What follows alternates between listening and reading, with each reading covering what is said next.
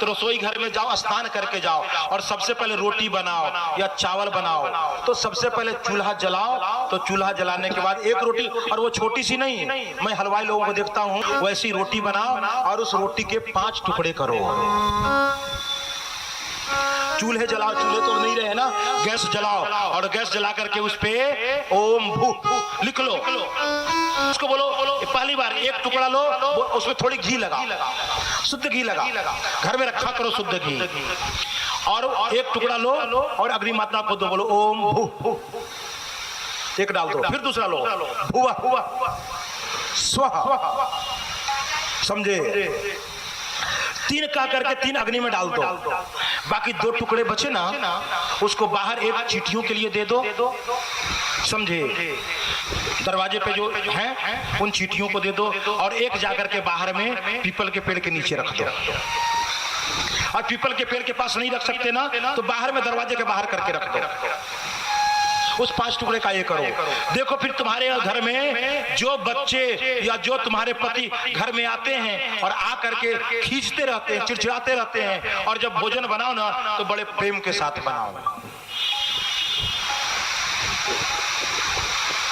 क्योंकि तुम्हारे भोजन में तुम जो नाराज होकर बनाती हो ना, वो रोटी में आ जाता है।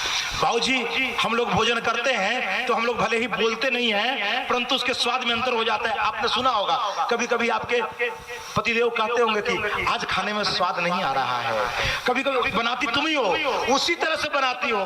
फिर कभी किसी दिन वो कहते हैं कि आज खाने में स्वाद नहीं आया, और किसी दिन उसी खाने की तारीफ करते हैं। जिस दिन तुम मन से खाना बना देती है ना, तुम्हारे पतिदेव उस खाने की तारीफ करते हैं, और जिस दिन मन से नहीं बनाती हो उस दिन कहते हैं कि आज खाने में स्वाद, किसने बनाया खाना।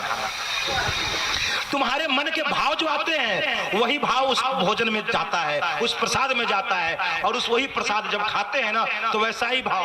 अब चिड़चिड़ा करके प्रसाद बनाओगी तो चिड़चिड़ा करके खाएंगे तो चिड़चिड़ा ही तो स्वाद होगा, स्वभाव भी चिड़चिड़ाई हो जाएगा।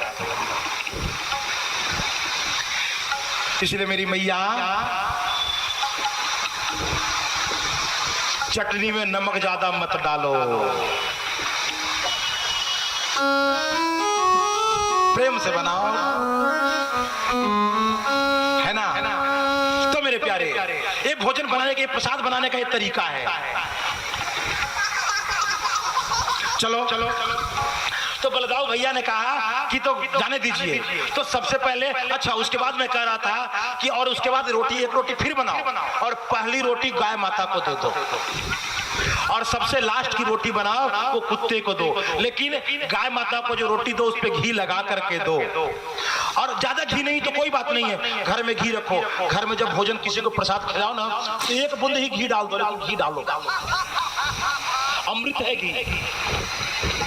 और लास्ट वाली रोटी जो है ना वो कुत्ते के लिए बनाओ, और वही बराबर बनाओ, ना कि छोटी सी आदत है, एकदम छोटी सी रोटी बनाएगा, अंतिम में पिछलका है, पिछलका भी बराबर बनाओ, बल्कि हो सकता है ज्यादा बड़ा बनाओ, और उसमें तेल, करुआ सरसों का तेल लगाओ और उसको कुत्ते को दे दो।